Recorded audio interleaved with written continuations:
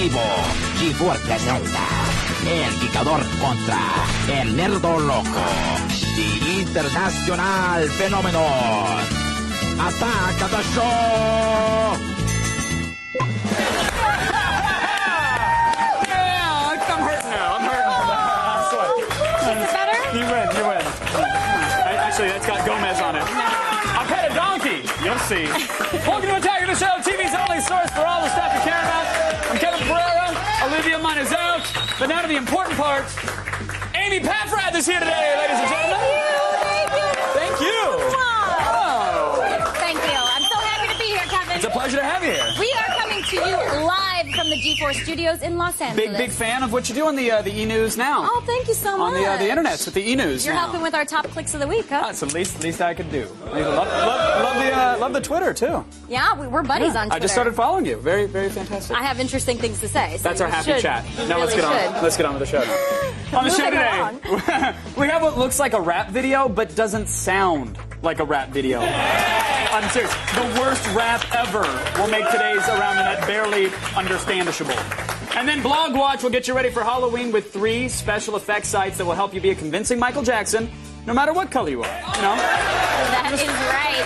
Then Mayhem Miller and Blair Butler debate UFC 104. Which heavyweight will win and who will walk away with a light heavyweight belt? We'll find out their picks in MMA chokehold. And then we'll make you tuck your tail between your legs when we investigate people who get off by dressing like Chuck E. Cheese. It's the furry phenomenon in WTF. Furries. I know you're going pedophile. Nice. Time now to run down. Why else do you dress up like Chuck E. Cheese and stand by the skee ball machine? And drive white vans around I got some parks? tickets for you. You want a switchblade comb? Whatever you do. Man, you know a lot about that, Kevin. It's a little scary. Let's go around the net.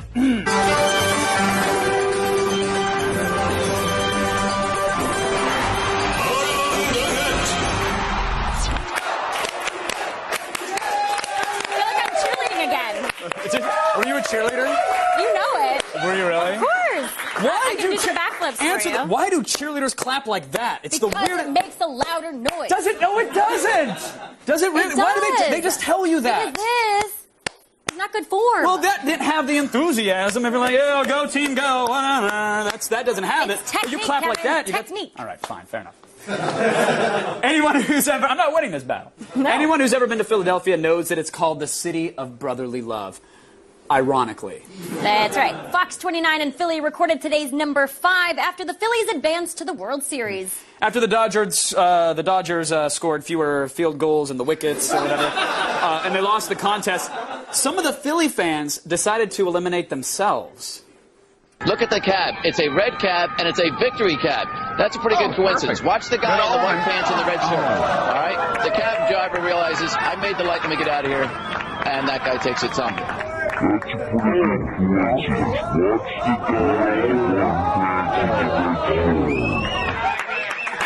love the slow-mo. Spinal injuries are hilarious. Oh, yeah. Watching someone get paralyzed in slow motion I know, is it's much great. more It's entertaining. a money shot right there. Now, that is the only gratification the Dodgers fans are going to get today. Yeah, obviously. I'm serious. They have no idea how to riot in Philly. Because if that was Detroit, the cab would have been upside down. They would have had to call in RoboCop to end the violence. Like, it would have been on point. Well, if it was St. Louis, it would have been on cinder blocks and missing all 4 tires. And in Arkansas, that would have been in the front yard. So, yes. Well, today's number 4 comes to us from Australia's Evening News. In this clip, it's a recent clip from 9MSN in Australia. Good accent. Easy there. It's I good. got it. What, you haven't seen Don't it yet? lose your confidence. Anchor. Why'd you... Keep it going. You're good at Hitchna. Talk about performance anxiety. It's like, no, you got it. See if you can keep it up. I'm like, We'll see. here's a hint. I can't. Try not to go Australia. British with it. I got it. Koalas have clap. It's chlamydia. Melbourne anchor. They do. Seriously, check the wiki. They really do. Melbourne anchor Peter Hitchner. Nice. Oh, no. Oi. I thought it was good. Peter Hitchner was joined by an uninvited guest. Police say they hope someone burdened with information will help solve a 27-year-old gangland murder.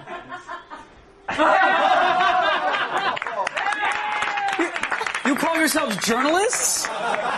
I said there was a giant friggin' bird terrorizing your city right behind you, and you didn't even notice it. Captain frickin' Oblivious. Yes. I, for one, welcome our new gull overlords. I can't believe the amateur hour that is the news. You look behind you, there's the story of the year, Hello. and you're good to go. Right? I missed it. Oh, let's check the Doppler instead of the giant friggin' bird. Oh, all right, fair enough.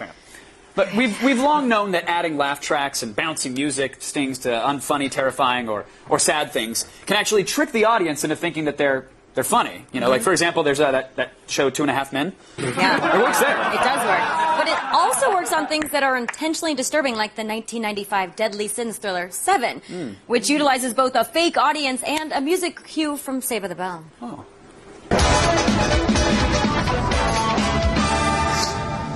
Somebody phoned Guinness. I think we got a record here.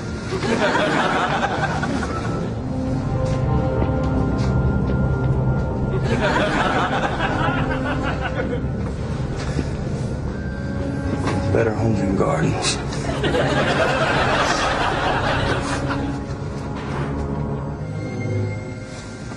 How about that? He's dead. Thank you, Doctor.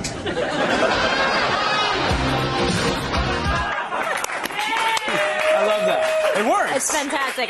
Brad Pitt is a comedic genius when he's not trying to be. Yes, that is true. And I never knew forced vomiting and murders could be so entertaining. That's like half the stories on E! News Now, though. You did it. Kevin, you've never seen my show, have you? I'd like to exercise my Fifth Amendment rights, actually. Hey! All right. We're friends again. Oh, laugh track saves the day. Music stings are awesome. One of the greatest things about the internet is that it's opened up for the arts and entertainment world to performers who'd otherwise have a tough time getting exposure. It's true, and that's the case for future pop megastars like Melbourne, Australia's R.A.E.D. You're a big fan. Huge fan. Huge fan. Who isn't, really? I know. Here's the video for the new song, You Gotta Love This City, which will someday join the pantheon of timeless city songs like Cleveland Rocks or New York, New York, or I Left My Heart in San Francisco. Geez, you know my lipstick in the rush your world so best. Back up, boy, for breaking rules. You know when I flip my script, you know I'm gonna rush your world. So I gotta tell my bro right here beside me that I really love the flow all around me, all night around me. Gotta love the city, baby.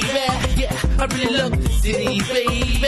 Jump for me, I bounce to the beat. I'm moving side, boy, now where's my new ride? So I gotta tell my bro right here beside me that I really love the flow all around me, all night around me. Gotta love the city, baby. Yeah, I really love the city, baby. That's a jam. That is, don't encourage that. Club hit right there. No, don't encourage that. I'm gonna put it on my playlist on my iPod. Oh God, don't do that. Don't do that to yourself. I suddenly have an urge to never visit Australia again. And I liked Australia. I know, and we forgot to mention in that pantheon of city songs, this one belongs in the basement where no one could see it or hear it. Yes, right next to the MySpace girls. Yes, get it out of there. No, Hey, still you like ahead. that one? No, I liked it. Today's the one item on Around the Net will show you your past self. Well, it's going to show your past self how to use the web, which is scary. Yeah. It's the internet for kids right after this.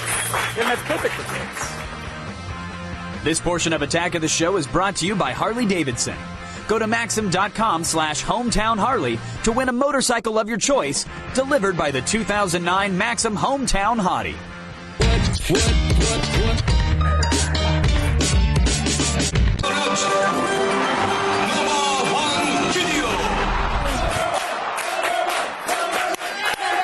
This is your first attack number one, right? You're welcome. This is a good one to have. Coming in at number one today is an artifact from the early days of the worldwide interweb, resurrected by the guys over at Everything is Terrible. Back when we first plugged in our modems to dial into Prodigy or CompuServe, no one really knew what the internet was or what you could do with it, especially parents. Yeah, which is why companies produce videos like the one you're about to see. So gather around, kids. Get them juice boxes. Let's all learn something. On your mark, get set. We're riding on the internet, cyberspace, sex free, hello virtual reality. Interactive appetite, searching for a website, a window to the world, got to get online. Take a spin, now you're in with Techno Set. You're going surfing on the internet. What's a web page? Something ducks walk on? Ha ha, very funny. Surfing? That sounds pretty cool already. Andrew, tell me interrupt. What's a browser? What does download mean? Let's go back to the Hooligans homepage and find a game.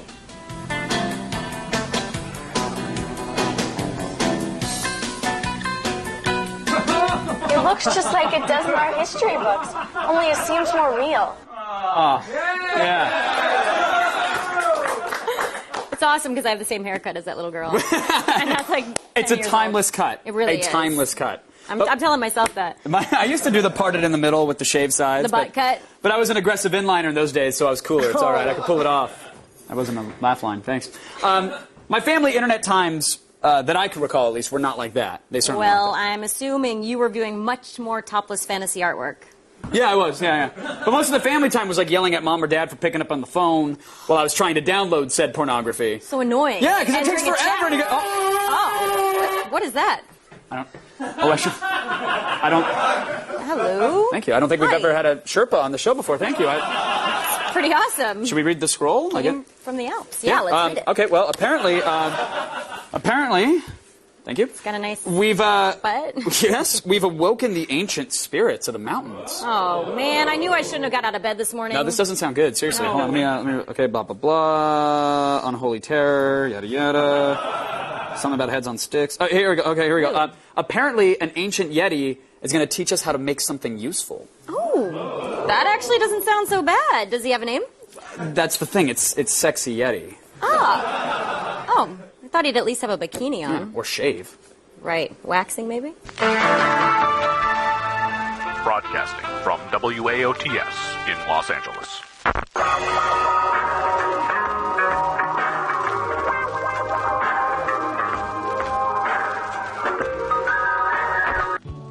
Greetings, friend and foul. It is I, Sexy Yeti, speaking to you directly from the fertile recesses of my magnificent mind. And with me, as always, my companion, Dennis. Love is all I need. Dennis, you cad. Well, let's get to it, shall we? Today, I'm going to show you how to make a floral margarita. Perfect for a wedding or any occasion.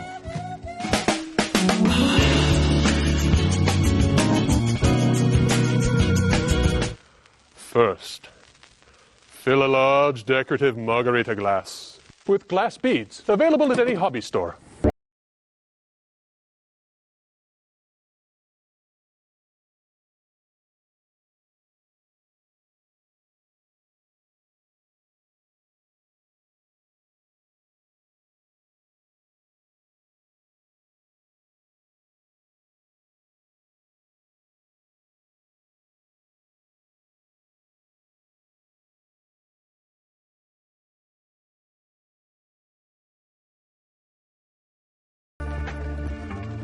Lovingly affix your silk flowers to the top of the disc. Oh, these flowers remind me of my woodland home. The trees there, they are my lovers. Oh, yes. Yes. Yes. Oh, yes. So sexy. Aye, puppy, see. Yes. Yes. Yes.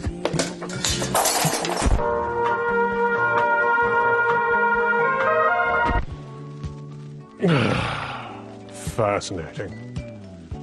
Join me next time when I'll show you how to replace the serpentine belt on your 1998 Monte Carlo. Arrivederci, darlings. Sexy. It's too hot for TV. That's his name. It's hot. I can't wait for the next one. I know I've always wanted to know how to change a serpentine belt, so that's kind of cool. Yeah, you can just let me know how that turns out. Yeah, I will, yeah. Hey, Halloween, by the way, it's right around the corner, and let's be honest, not everyone can go out dressed as like a sexy witch. You know, for example, I'm going to go as a sexy nurse. I hope I never see that. Oh. Here's a Halloween-themed special effects edition of Blog Watch.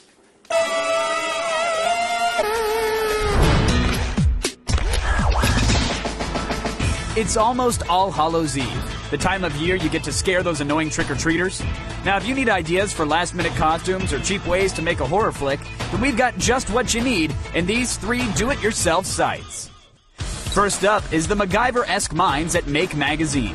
They enjoy Halloween as much as the rest of us, and to prove it, they've posted plenty of homemade costumes, decorations, and animatronics, like these 12-foot-tall Transformer yard ornaments, a head-tracking animatronic skull, and an extra-large stone golem costume. But they wouldn't be called Make if they didn't show you how to create. They've got plenty of how-tos, including prop pages from the Necronomicon and this playable Pac-Man costume. All you need is some lightweight wood, an old laptop, a controller, plexiglass, and some paint. Bam! Now you've got an interactive costume that the whole party can enjoy. Next on our list is Instructables.com. This compendium of DIY projects offers plenty of costume ideas with detailed photos documenting the entire process. Looking for a Star Trek command badge? Well, they've got it. Want to make a Fallout 3 power suit helmet? Yep, they've got that too. They even have a tutorial on creating his and her iPod costumes. But if you really want to impress your friends with a kick-ass effect, check out this burn victim tutorial. Start by using silk strips to pin your ears and lips in a distorted position. Apply gelatin to your burn area, globbing it on to imitate a scarring effect. Finally, apply your makeup, starting with a red base and ending with black for a charred effect. Then go to the party and make people puke at the sight of your gory face. Last but not least, we have the masters of indie filmmaking, IndieMogul.com. Every year around Halloween, they start their branded Mogulween series of backyard effects. They offer tips on creating believable makeup, scene-stealing props, and special effects for your independent films. This year, they offer up their expert tips on recreating Sam Raimi's shaky cam from the Evil Dead movies. For $10, they teach you how to build this simple rig. Start with a piece of wood about 5 inches wide and 3 feet long. Attach 2 handles to each end, drill a hole in the center to mount the camera, and you're ready to go. It's the perfect iconic shot for any demonic chase scene, or for documenting your ability to terrify kids that are looking for candy. Just try not to overuse it. So what's the holdup? Make the most of this Halloween with your burnt face, life-size Transformers, and shaky cam. Just don't come crying to us when you scare the shit out of yourself. I am so going with Melty Face because that beats Sexy Nurse any day of the week. Now, let's go to Kevin, who has some breaking news to tell us about. Thanks, Amy. You're welcome. Right now, it's time to start the feed.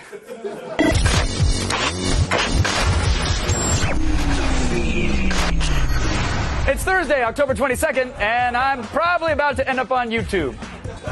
Or break, one of the two. It's a big day for Microsoft, isn't it, folks? Their new operating system, Windows 7, finally went on sale today, but that's not all. You see, early this morning, Microsoft also did a complete overhaul of their online store. Now, the site, which previously carried only Microsoft-branded products, has expanded to include PCs and third-party software like Photoshop and Norton 360. Now, the move is considered to be part of a recent push by the company to lift overall sales, even if they're not, directly from Microsoft products. In other words, they're trying to mirror the sales boost that Apple receives from its retail outlets. Easy, Hannah. If you're thinking about upgrading your OS, be sure to tune into Attack of the Show tomorrow. We're going to give you a full tour of Windows 7. Now, is Disney about to revolutionize the home entertainment industry? Sources claim a Disney insider has revealed that the Mouse House is actually working on a new technology named Key Chest. Now, this new tech would make content available over multiple platforms by purchasing the rights to a published work rather than a physical copy of the work. So, for example, when you buy Pirates of the Caribbean, loser, the movie will become available for your viewing pleasure on computers and mobile phones and on-demand cable services all at once. Now, additionally, the content will be continuously available through cloud computing technology. We're all excited for that. Held by the service provider rather than by downloading, and that would greatly free up some storage space. Now, Disney plans to unveil Key Chest in the next few months. And finally, Yahoo is in hot water for giving developers lap dances. Yeah? Seems the company held a Taiwan Open Hack Day and rewarded attendees with some not safe for work entertainment. I love that you guys are going to be looking at a website while I'm about to die. But that's cool. Of course, photos of engineers and developers getting gyrated upon leaked onto the internet, and the proverbial poop hit the fan. So now Yahoo has posted an official sorry on its blog, but we're guessing those developers are still pretty happy. All right, that conference might be the only time that they get to touch a woman, so I hope I get to after this. That's it for today. Get all the news you need to know anytime at the all-new G4TV.com. You've just been fed. So let's go back to Amy, and I'm going to get off this thing now. I kind of fear for your life right now. Yeah, me too. Still ahead, the only non-vomit-inducing WTF in the Attack of the Show history. Get ready for the fun of furries. I sure hope there's a fat guy dressed as a whale. Yeah. Then Mayhem Miller and Blair Butler break down UFC 104 and predict who will be smashing who in MMA Chokehold. And later, Sex Explorer the Spelunker is back with a new Smut Cave episode and an AOTS exclusive first look. The feed is brought to you by Geico, where 15 minutes could save you 15% or more on car insurance.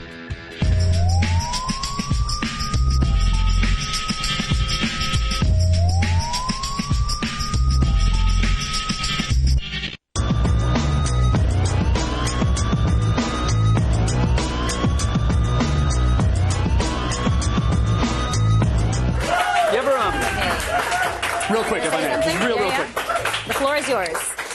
You ever make a decision you regret, like, boy, I should ride a donkey while reading tech news? I still think you should have done it naked. Yeah. Oh, well, let's get the donkey back out here. Get him out. That's an even funnier joke. But while most of our WTF segments dig up horrible fetishes that would make a porn star barf, our show has long been obsessed with furries. It's true. You know, people who dress up as animals for sexual gratification, they delight us. Yeah. And I guess there's something whimsical about like a giant rabbit humping a dragon. It's just great. It's awesome.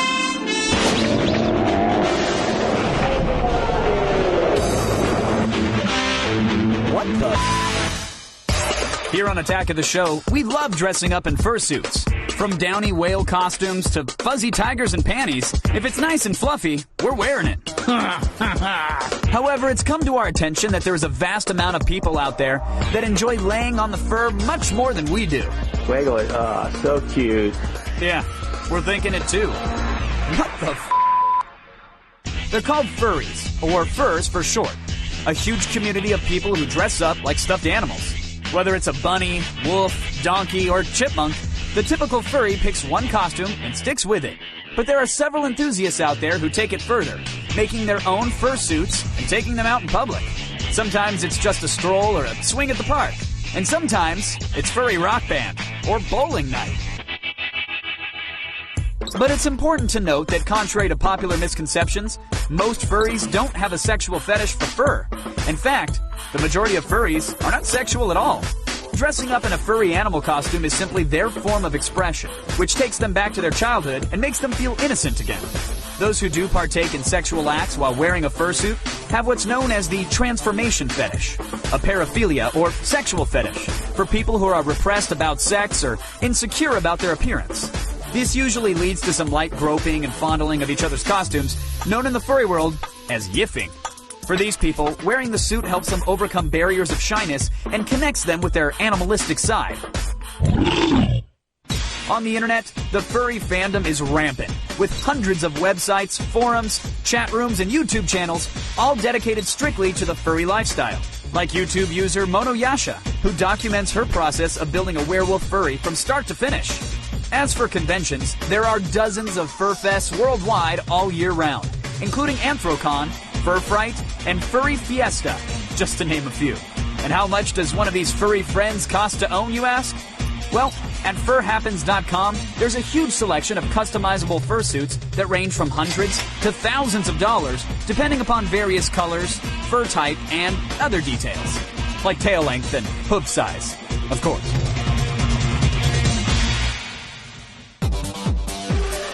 So if you're antsy to come out of that fur-lined closet yourself, or just curious to know what it's like zipped up inside of a warm mascot, we're not saying it's wrong to get fuzzy. No, we're just saying, what the f***? Fun facts. We actually saw some furries having a bit of furry fun from our hotel window at Comic-Con this year. Nice. So, yeah, kind of made me wish I was blind. Yeah, I bet. But on the plus side, we do have news of a massive leap forward in furry tech. Yes. Behold, the Wiimote-controlled furry tail. Not a joke. And nothing Freudian about it. He's just showing you he's excited. Wow. Yeah. Gotta get one of those. Don't get caught in his dungeon. There's nothing weird or sexual about, the... That was weird and sexual. But there's nothing weird about these two big bad balls that I need to talk about. Because there's nothing sexual about it, I promise. What? This is a promo, I promise. Circle November 11th on your calendar, Amy, because Human Wrecking Balls returns for an all-new second season, everybody. All right, two large gentlemen will tear down a gas station and helicopter using nothing but the hands they play the violin with. Doubtful. Check out the all-new G4TV.com/wrecking for episodes 1 and 2 of the web series Pumphrey's Break Los Angeles. It's exclusive. There's exclusive videos and so much more. So head on over to that site. So much more. And hey, not all video games are made by Nintendo and Microsoft. It's a third-party indie bonanza when we attack this.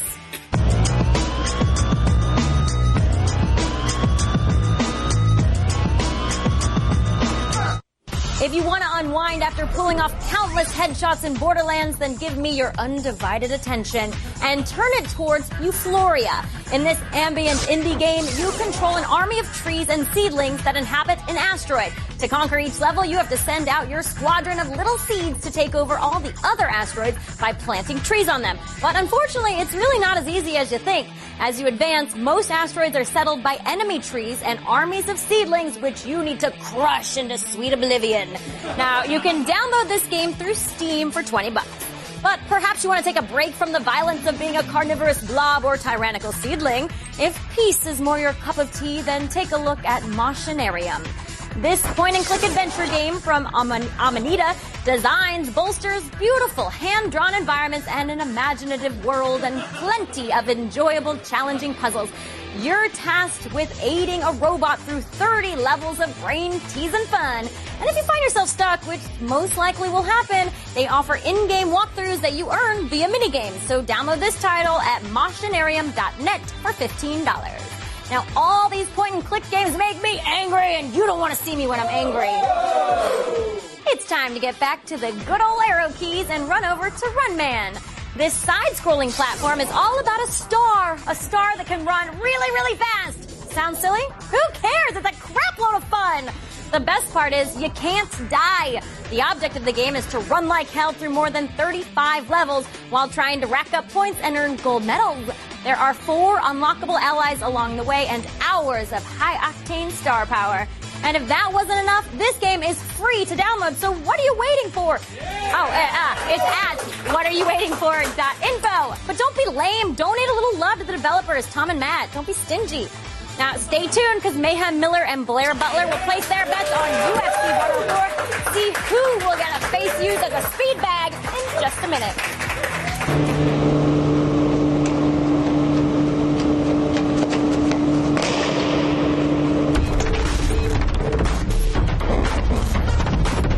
En vivo, G4 presenta El Guicador contra El Nerdo Loco.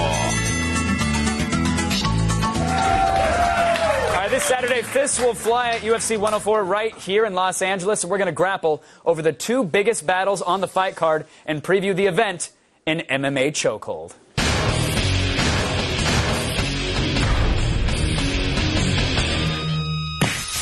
Ladies and gentlemen, Blair Butler is here, and Mayhem Donkey Punch and Miller. Hey!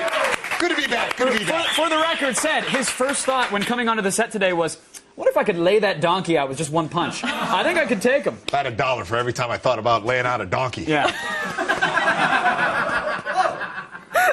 Sorry. Let's get right down to it. First up, Lyoto Machida versus Mauricio Shogun Hua.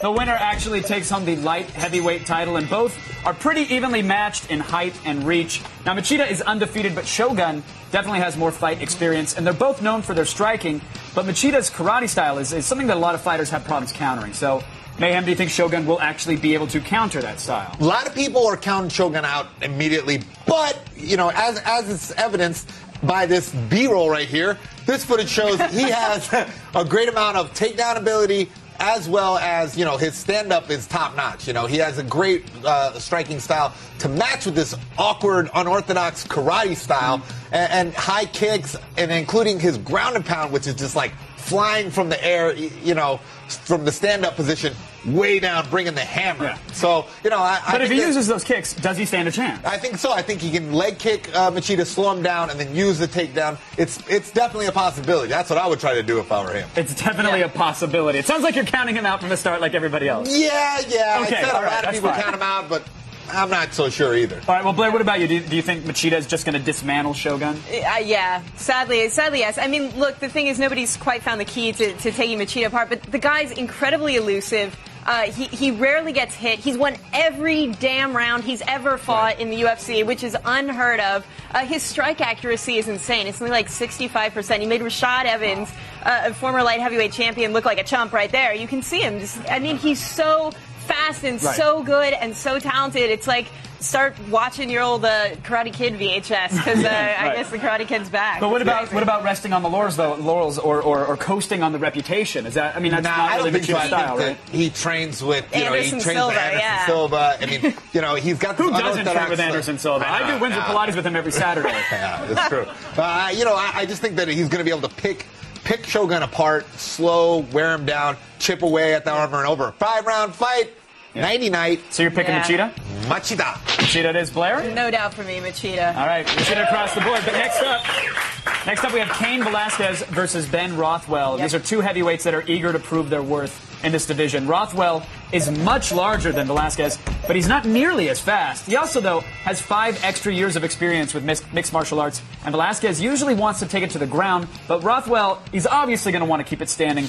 But Blair, is he going to be able to? I mean, is he going to stay undefeated? Well, I think that's the big question. Look, Cain Velasquez, great wrestler, is amazing at taking people to the ground and pounding them out. I mean, he's incredibly dominant this way, but he has mostly fought guys who, in some cases, also fight at light heavyweights. We fought smaller heavyweights. Ben Rothwell is huge. Ben Rothwell's going to have like 40 pounds on him, and he's got to take What about a guy like Congo, out. though?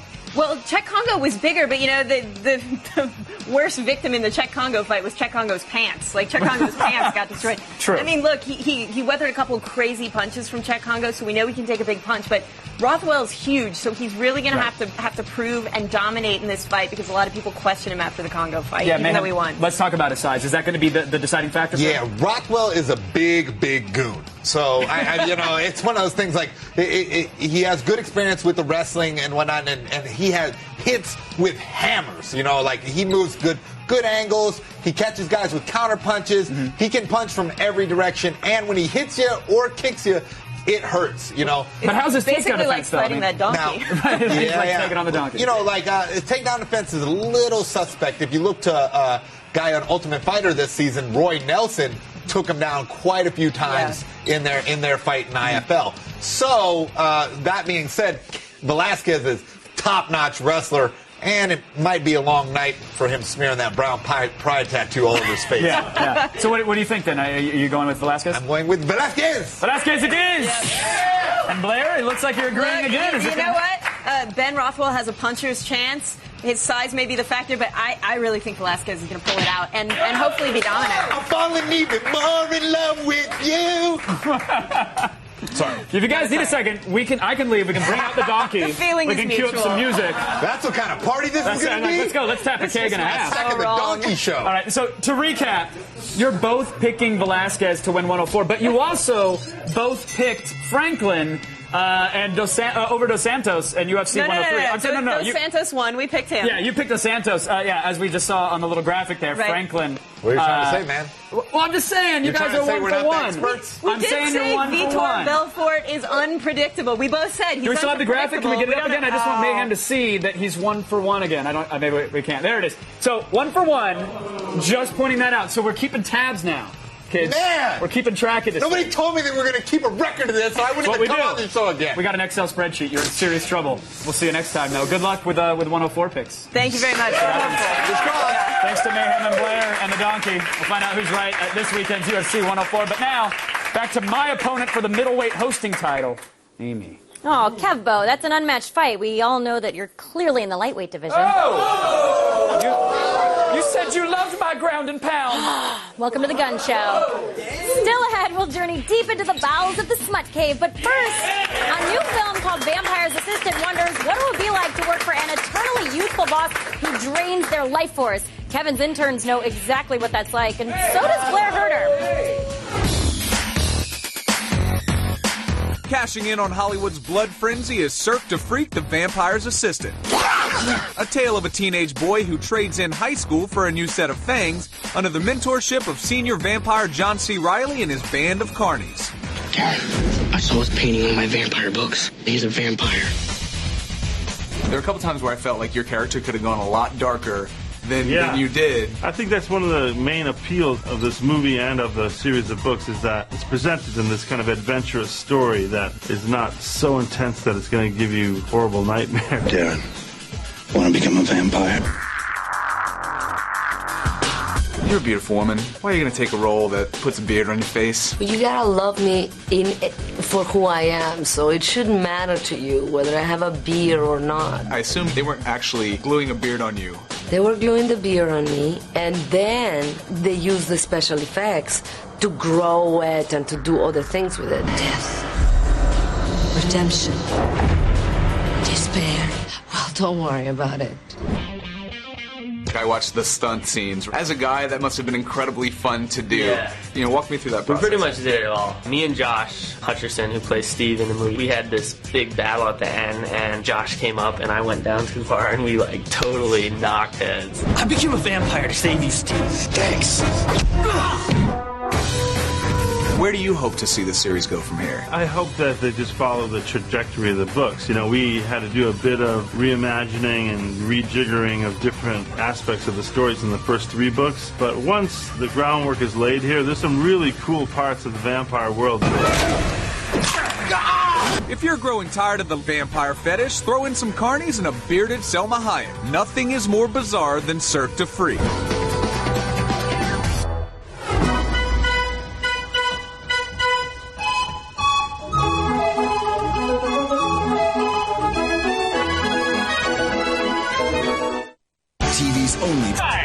Coming up tomorrow on an all-new AOTS, Saturday Night Live's Kenan Thompson will be here to talk about the horror comedy Stan Helsing. Mayhem Miller and Blair Butler wrestle over who will win UFC 104 in MMA Chokehold. And just in time for Halloween, it's the live-action AOTS classic, Slasher School. See it tomorrow. Welcome back. We've got Smutc. Say that one more time, please. Welcome back. We've got Smutc. That's the part. Yeah, we do have Smut for you. See, last month the guys from Woodshop Films, a.k.a. the Smut Cave, they actually gave a live performance for their fans in Philly, and unfortunately this is all we could actually show you before the night got rowdy, which is when it got good, but not so TV safe. Yeah, but we're going to make up for it. The Spelunkers sent us their newest episode, and here's an AOTS exclusive first look. Smut Cave, Smut Cave, Smut Cave, Smut Cave. Good afternoon. I'm the Spelunker, and after careful thought and deliberation, I grudgingly decided to join Twitter. So, what do we got here? Vacuum sealed my sweaters this morning. Hello, summer. For those of you who haven't quite figured it out yet, Twitter is the social networking tool that takes everything mundane and unnecessary about Facebook and isolates it, much like cancer cells. With its 140-character limit, it's basically encouraging as little effort and forethought as possible in the tweets of its millions of users. Despite hosting an ocean of mediocrity, Twitter also features some hidden gems dispersed throughout its vile ranks. The Counting Crows Twitter is among my favorites, if only for its complete and unabashed sincerity in every tweet. Let's read a few. It's the company you keep that makes any place special, which is why every day is special for me. Don't forget how awesome NYC can be, especially in the fall and spring. Never. I'm a New Yorker. Period. I just died a little inside. That one's my favorite. Perhaps the biggest disappointment in Twitter is Bill Cosby. Nowhere in his tweets is there any mention of Jell-O pudding pops or Kodak film. It's all civil rights this and education reform that. You've fallen a long way from Leonard Part 6, Mr. Cosby. For those of you actually watching this show for the smut, I've spelunked a number of porn stars who are way out there, including, but not limited to, Joanna Angel, Stoya, and Christina Aguilera. And yes, there does exist a Twitter porno. It's called Pornstar Tweet, and it was made by Immoral Productions. I guess it was just a matter of time. If you want to check out any of the tweets we've discussed here today, you can follow me at twitter.com/thespelunker. Hell, I'll even Twitter about this right now.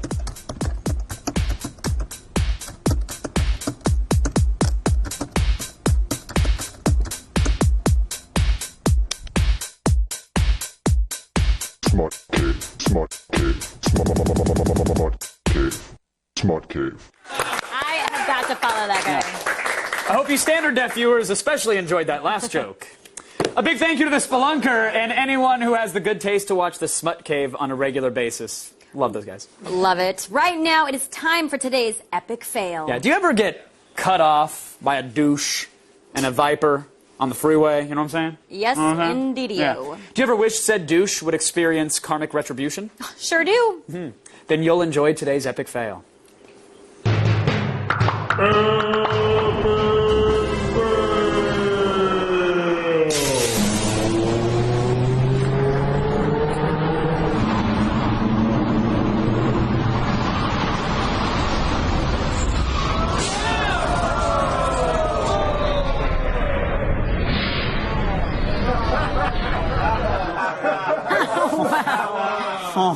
Can't say you didn't deserve it. No, of course not. But, well, I mean, we couldn't see what the driver was wearing. I think it's safe to assume it was probably an Ed Hardy shirt. That's a good bet. It is a safe bet. Yeah.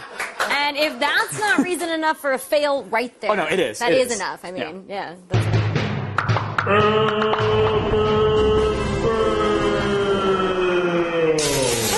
Totally reason enough.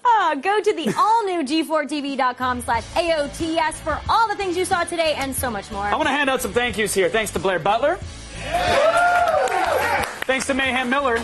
But most importantly, thanks to our guest host, Amy Paffrath, for rocking the Attack of the Show set. And thanks to the donkey. Yeah, that donkey kicked butt. he almost broke our set. Everybody, X-Play starts right now. Good night, everybody. Enjoy. There's some video games and whatnots. Whoa! Look at you hulking out. Roid Rage.